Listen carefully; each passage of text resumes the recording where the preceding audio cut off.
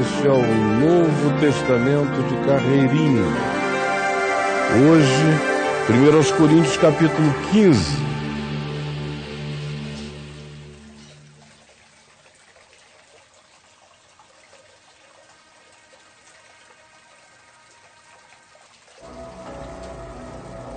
Irmãos, venho lembrar-vos o evangelho que vos anunciei, o qual recebestes e no qual ainda perseverais, se é que perseverais.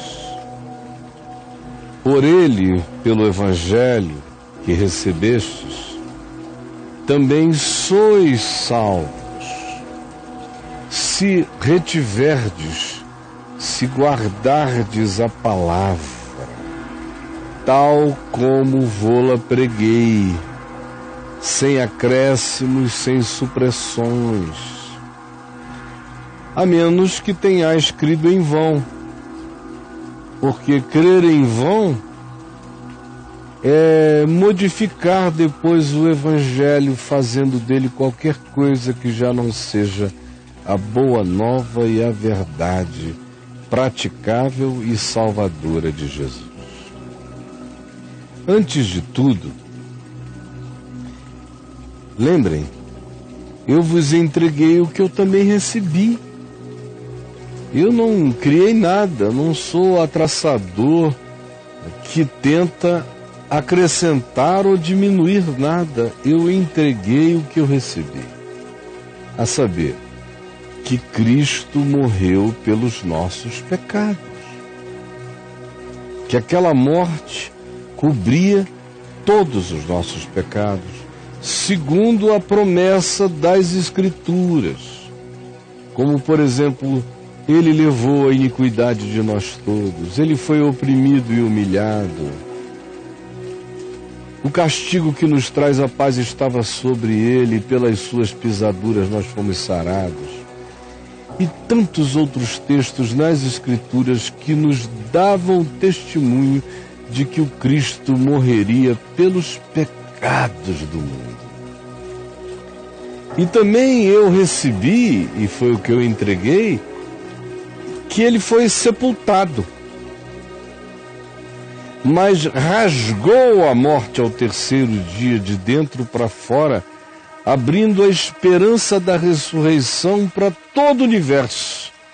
Isto também segundo a promessa das Escrituras, como no Salmo 16, que dizia que o servo de Deus não veria corrupção. Também eu vos entreguei o testemunho que eu recebi, a saber, que depois de ressuscitado de entre os mortos, ele apareceu a Pedro, depois aos discípulos todos reunidos, depois foi visto por mais de 500 pessoas de uma só vez, de uma única vez. 500 indivíduos encontraram com ele, os quais a maioria ainda vive até os dias de hoje, enquanto eu escrevo esta epístola. São testemunhas vivas da ressurreição, mais de 500 indivíduos que o viram de uma só vez e com ele encontraram.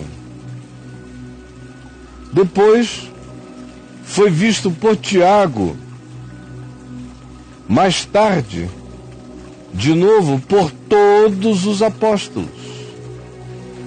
E afinal, depois de todos, foi visto também por mim, no caminho para Damasco.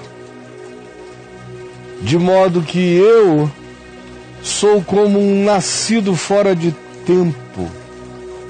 Eu fui tirado com fórceps.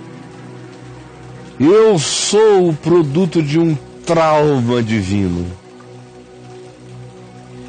Porque eu sou o menor dos apóstolos, que mesmo não sou digno de ser chamado apóstolo, pois eu persegui a igreja de Deus e obrigava os discípulos a blasfemarem, e consenti e articulei a morte de muitos deles.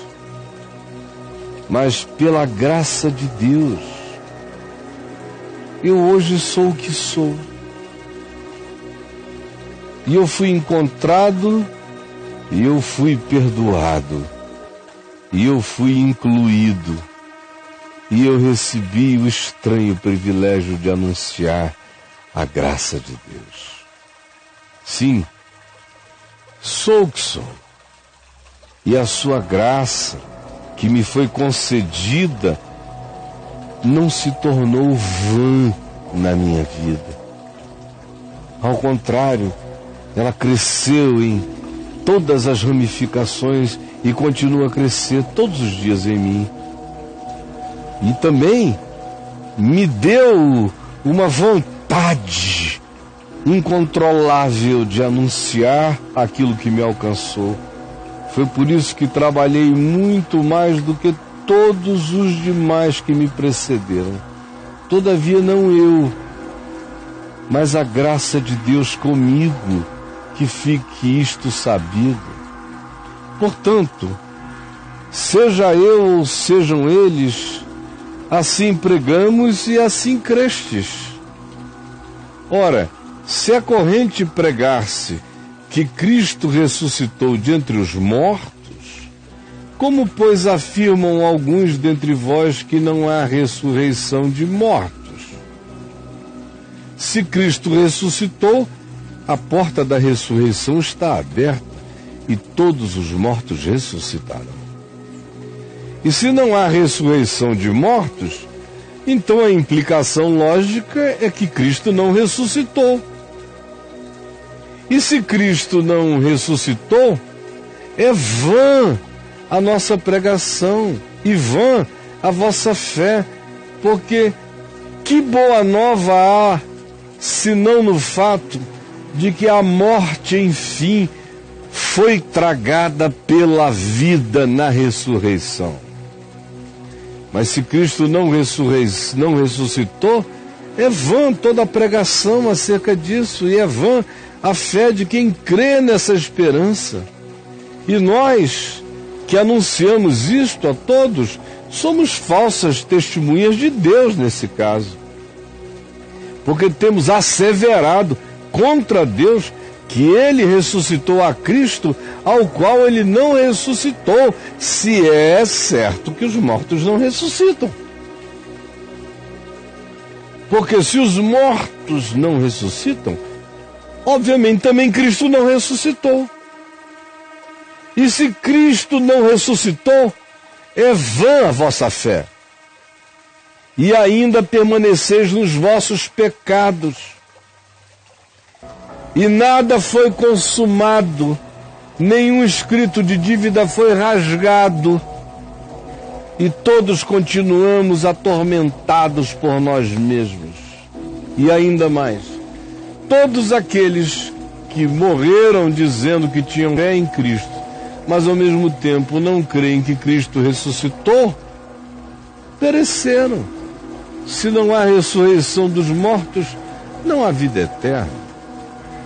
Se a nossa esperança em Cristo se limita apenas à presente existência, ao que acontece entre o berço e a sepultura, fiquem sabendo, nós somos os mais infelizes de todos os homens.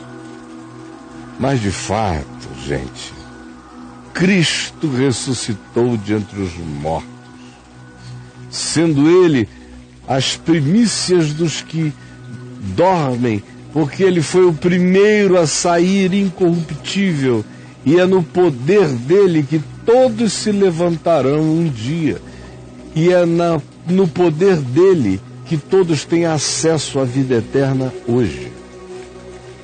Visto que a morte veio por um homem, Adão, também por um homem veio a ressurreição dos mortos.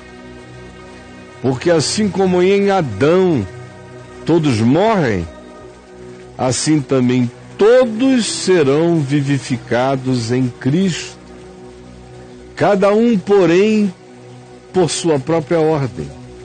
Cristo, que é a primícia de tudo isto, depois os que são de Cristo, na sua vinda, então virá o fim, quando ele entregar o reino ao Deus e Pai, quando houver destruído todo o principado, bem como toda a potestade e todo o poder, porque convém que ele reine, até que haja posto todos os inimigos debaixo dos pés.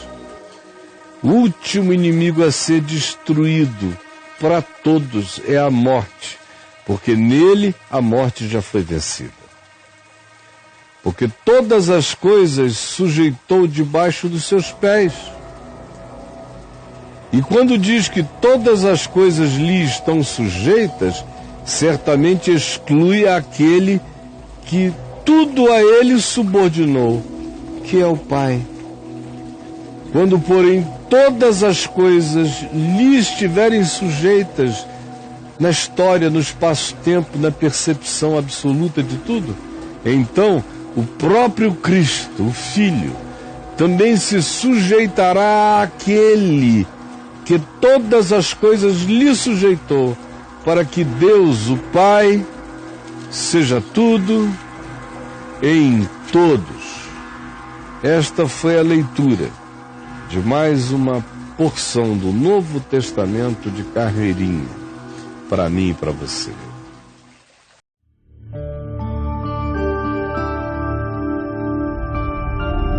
Vem IVTV, o canal é você.